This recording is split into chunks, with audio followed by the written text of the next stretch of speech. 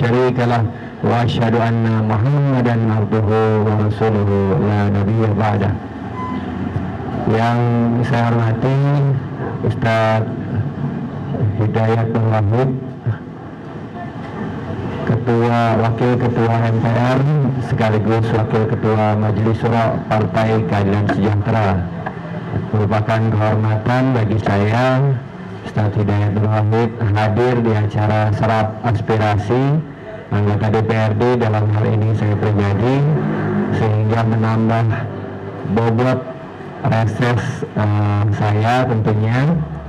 Dan alhamdulillah juga tadi pagi reses saya juga ditemani anggota DPR juga, Ibu Rudiah Hanifah, untuk komunitas anak muda di bidang kreatif.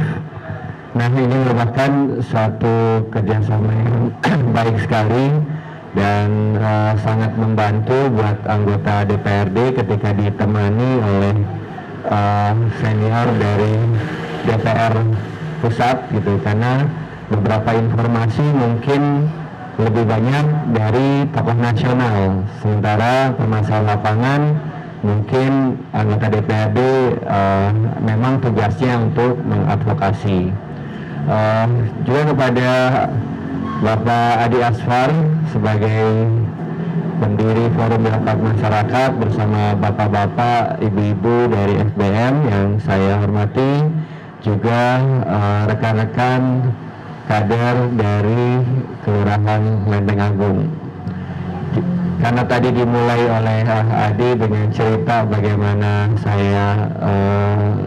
suara saya di sini, ya saya terusin dikit ya. Jadi alhamdulillah gitu, dan ini juga merupakan amanah yang berat dari Allah Subhanahu wa Ta'ala untuk saya pribadi. Namun perlu diingat bahwa amanah itu tidak akan datang tanpa tentunya di situ ada yang namanya Partai Keadilan Sejahtera. Jadi Partai Keadilan Sejahtera lah yang kemarin pada 2019 mendapatkan reputasi yang bagus dan mendapatkan apresiasi dari masyarakat, alhamdulillah, dan wabil khusus umat Islam gitu, sehingga mendapat pertambahan suara hingga 3,4 juta dari pemilu sebelumnya. Allahu Akbar. Nah, ini patut diingat agar kita tidak merasa bahwa perjuangan itu adalah karena pribadi atau karena tim ses atau karena orang-orang tertentu, tapi ini adalah perjuangan bersama.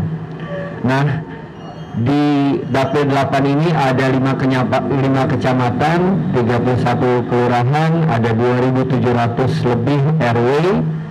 Itu alhamdulillah di 30 kelurahan, di 5 kecamatan, di antara caleg PKS saya tidak mendapatkan suara terbesar. Dari 31 kelurahan, di 30 kelurahan saya tidak mendapatkan suara paling besar di antara caleg PKS. Hanya di 1 kelurahan di Dapil 8 saya mendapatkan suara terbesar, yaitu di Lenteng Agung. Saya mendapatkan 918 suara. Itu pun masih diketahui nama Adi sebelah saya, karena tahun 2014 dia dapat 921 suara. Beda 3. Beda 3. Saya bilang terang aja akamsi gitu. Ya anak kampungsi ini masa mau dikalahin enggak? Ala kulli hal alhamdulillah. Dan itu suara dari Lenteng Agung dan suara dari semua RW, kelurahan dan kecamatan yang digabung itu kemudian mengantarkan saya salah satunya menjadi anggota DPRD DKI Jakarta. Nah, setelah 26 Agustus kemarin dilantik, kita cukup lama masa vakum, sebenarnya nggak vakum tapi membahas tata tertib DPRD. Saya sendiri termasuk salah satu tim dari PKS yang menjadi tim perumus tata tertib DPRD DKI Jakarta. Selama 1 bulan baru selesai, 1 minggu kemudian baru pimpinan definitif, yaitu bulan Oktober, udah hampir pertengahan baru pimpinan definitif. AKD seminggu kemudian baru terbentuk alat kelengkapan dewan. Jadi komisi-komisi itu, saya ini ada di sini komisi D gitu, anggota komisi D itu baru terbentuk pertengahan Oktober. Nah ini tentu membuat kita lumayan kesulitan. Kenapa? Karena baru setelah komisi terbentuk kita baru bisa bahas RAPBD, rancangan anggaran pendapatan belanja daerah. Itu pun dalam masih bentuk pembahasan awal, yaitu kebijakan umum anggaran dan penetapan pelaksanaan anggaran sementara. Jadi masih tahap awal.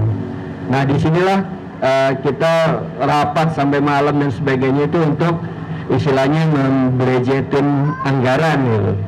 Nah memang ada cara pandang berbeda sebagai partai pengusung gubernur wakil gubernur tahun 2017 dengan partai yang oposisi ya. Kalau di Jakarta yang lainnya oposisi gitu, yang pengusung itu PKS sama satu lagi. Tapi itu pun kita kesulitan karena pengusung yang satu lagi cenderung kayak oposisi juga buat gubernur gitu. Jadi betul-betul pembela gubernur Anies Baswedan di parlemen itu relatif PKS sendirian. Nah ini merupakan tantangan buat kita. Tetapi tetap saja di DPRD itu fungsi dewan harus berjalan, yaitu legislasi, budgeting, dan pengawasan. Fungsi budgeting dan pengawasan inilah pembahasan yang sangat kuat selama 1 bulan terakhir ini. Walaupun kita partai pengusung gubernur, tapi jika ada anggaran-anggaran yang aneh, kita tetap kritisi juga. Karena bagaimanapun juga kita akan mengutamakan anggaran terbesar itu adalah untuk warga Jakarta secara langsung. Misalnya ada anggaran satu anggaran yang saya nggak sebutin secara spesifik, takutnya nanti salah pengertian. Itu untuk asistensi sebuah wilayah RW, terus anggarannya 600 juta. Ini buat apaan? Coba keluarin angkanya, itu buat apa? Ternyata pas dikeluarin, ternyata buat bayar konsultan. Sekian orang konsultan, kali sekian bulan. Ya menurut kami itu tetap nggak realistis karena sangat besar, terlalu besar gitu untuk sebuah asistensi untuk pembangunan di wilayah RW. Sementara masyarakat selama ini mengasistensikan penduduk atau warga DKI lewat Jumanti, Posyandu, Posbindu dan sebagainya, itu honornya kecil banget, uang operasionalnya kecil banget.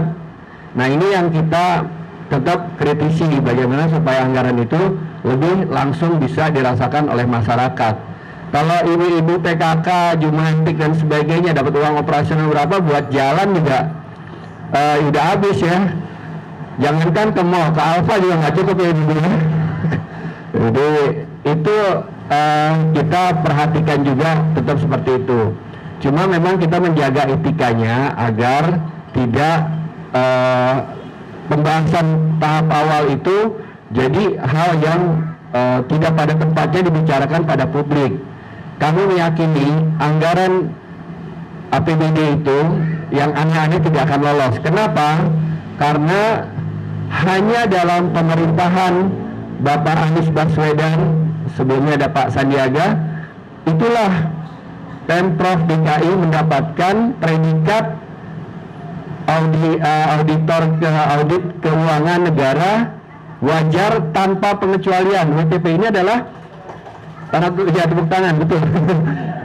Ini sejarah baru dalam Pemprov DKI, nggak pernah sebelumnya. Dan ini adalah predikat tertinggi dalam laporan keuangan sebuah institusi. Bahkan 2 tahun sebelum masa kepengurusan Gubernur Anies itu, yaitu di masa gubernur yang kata-katanya sering kurang sopan itu audit BPK itu menyatakan wajar dengan pengecualian WDP dengan temuan 2, sekian triliun rupiah. Kalau kata temuan itu dalam bahasa audit keuangan namanya adalah KORUPSI. Apa itu? Korupsi gitu. itu korupsi, tapi kita tahu itu tidak dilanjutkan. Nah, kemudian terakhir Bapak Ibu sekalian, dalam kesempatan ini saya bukan hanya siap, tapi juga berharap bahwa Bapak Ibu mungkin ada 1-2 aspirasi yang memang